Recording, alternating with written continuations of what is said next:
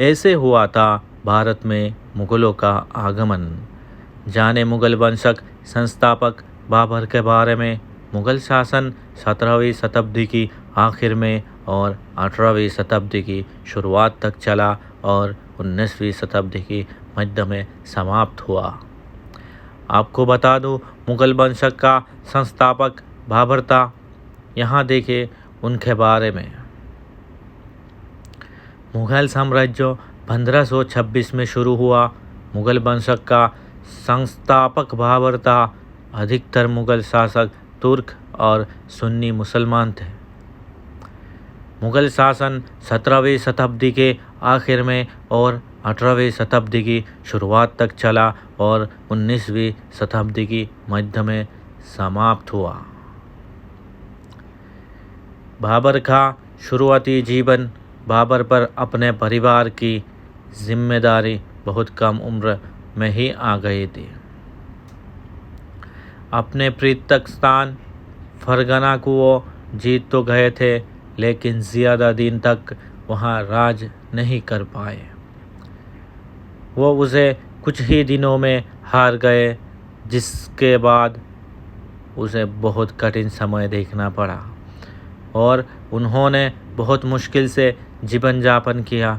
लेकिन इस मुश्किल समय में भी उनके कुछ वफादारों ने उनका साथ नहीं छोड़ा। कुछ सालों बाद जब उसके दुश्मन एक दूसरे से दुश्मनी निभा रहे थे, तब इस बात का फ़ायदा बाबर ने उठाया और वो 1502 में अफ़गानिस्तान के काबुल को जीत ली है। इसके साथ ही उन्होंने अपना पृथक स्थान फरगनाए समरकंद को भी जीत लिया। बाबर की 11 बेगम थी, जिससे उसको 20 बच्चे हुए थे। बाबर का पहला बेटा हुमायूं था, जिसे उसने अपना उत्तराधिकारी बनाया था। बाबर का भारत आना। मध्य एशिया में जब बाबर अपना साम्राज्य नहीं फैला पाया, तब उसकी नज़र भारत पर हुई। उस समय भारत की राजनीतिक स्थिति बाबर को अपना साम्राज्य फैलाने के लिए उचित लग रही थी। उस समय दिल्ली के सुल्तान बहुत सी लड़ाइयाँ हार रहे थे, जिस वजह से विघटन की स्थिति उत्पन्न हो गई थी। भारत के उत्तरी क्षेत्रों में कुछ प्रदेश अफ़गान और राजपूत के अंदर थे, लेकिन इन्हीं के आसपास के क्षेत्र स्वतंत्र थे, जो अफ़गानियों राजपूतों के क्षेत्रों में नहीं आते थे। इब्राहिम लोदी, जो दिल्ली का सुल्तान था, एक सक्षम शासक नहीं था। पंजाब के गवर्नर दौलत खान इब्राहिम लोदी के काम से बहुत असंतुष्ट था।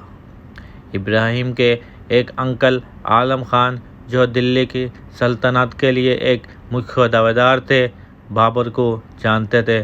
तब आलम खान और दौलत खान ने बाबर को भारत आने का न्योता भेजा। बाबर को ये न्योता बहुत पसंद आया। उसे ये अपना फ़ायदे की बात लगी और वो अपने साम्राज्य को बढ़ाने के लिए भारत को आ गए। बहुत बहुत शुक्रिया एंड तक देखने के लिए। अगर मेरे चैनल पे नया है तो चैनल को सब्सक्राइब करिए और फेसबुक में देख रहे तो चैनल को लाइक कीजिए, फॉलो कीजिए और शेयर कीजिए। धन्यवाद, धन्यवाद, धन्यवाद।